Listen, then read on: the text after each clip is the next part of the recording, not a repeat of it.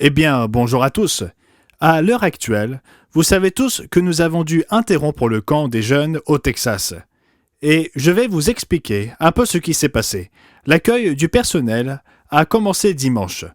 Globalement, il s'agissait de l'arrivée du personnel, puis lundi et mardi matin, le personnel a préparé ses cours avec une approche légèrement différente du camp.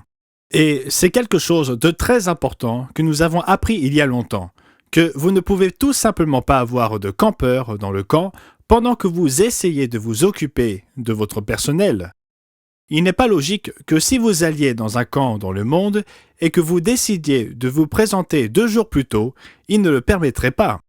Et nous ne pouvons certainement pas le permettre non plus, car même si c'est un inconvénient, et nous savons que c'en est un, il était important, très important, que nous démarrions le camp du bon pied. Et c'est ce que nous avions prévu de faire, et c'est ce que nous avons fait. Les campeurs sont arrivés mardi après-midi, mais mardi matin, nous avons eu un cas avéré de Covid chez l'une des dames. Et nous avons mis en quarantaine plusieurs femmes au centre-ville, dans des chambres d'hôtel séparées pendant plusieurs jours, juste pour être sûr, par précaution. Et l'une d'entre elles, mon épouse, a contracté le Covid. Les autres personnes semblent y avoir échappé. Nous sommes donc très reconnaissants que la situation n'ait pas été pire qu'elle ne l'était là-bas. Nous semblions la contenir, mais jeudi et vendredi, le programme régulier du camp a commencé mercredi matin, jeudi soir et vendredi, nous avons eu plusieurs autres cas. Je ne me souviens pas du nombre exact, peut-être 3 cas, ça n'avait pas l'air d'être beaucoup. Cela ne ferait qu'environ 5 au total, mais néanmoins, nous pouvions voir une trajectoire qui, si nous entrions dans la semaine suivante, pourrait s'intensifier de manière significative. Et c'est le cas, car certains sont rentrés du camp et sont revenus avec le virus. Donc nous savons que plus de personnes ont été exposées, plus de personnes ont été contaminées par le virus que ce que nous savions avec certitude vendredi.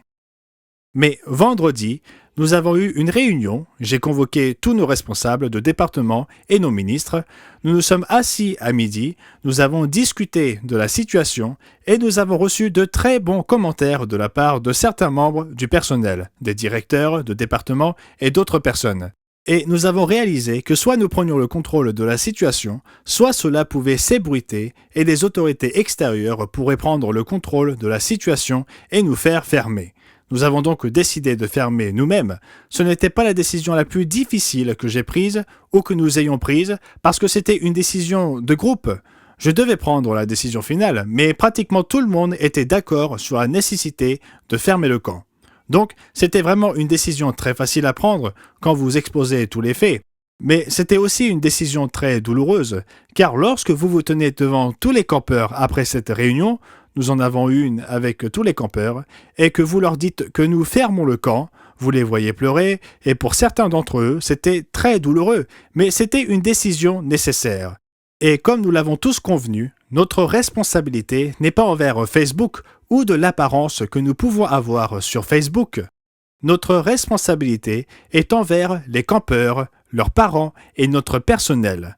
Et nous allons mettre cela en avant, et nous n'allons pas cacher le fait qu'il y a eu une épidémie de Covid. Nous ne pouvions pas faire de tests et dire simplement « il y a eu des maladies », mais le fait est que c'était bien le Covid. Nous faisions passer le test dès que quelqu'un tombait malade. Nous étions responsables de cette manière. C'était donc une décision difficile, une décision douloureuse, mais pas si difficile en termes de prise de décision. Depuis, la plupart de nos employés et campeurs sont rentrés chez eux. Certains d'entre eux ont contracté le Covid et nous prions pour qu'ils s'en remettent rapidement. Mon épouse est durement touchée cette fois-ci. Elle a déjà eu le Covid, mais nous pensons que c'est le variant Delta. Et je ne sais pas si c'est plus grave, mais c'est certainement plus contagieux. Carole l'a donc contracté et a eu un certain nombre de symptômes très désagréables et elle se porte, je pense, aussi bien que nous puissions l'espérer. J'ai appelé notre médecin et lui ai donné quelques renseignements sur le niveau d'oxygène dans son sang.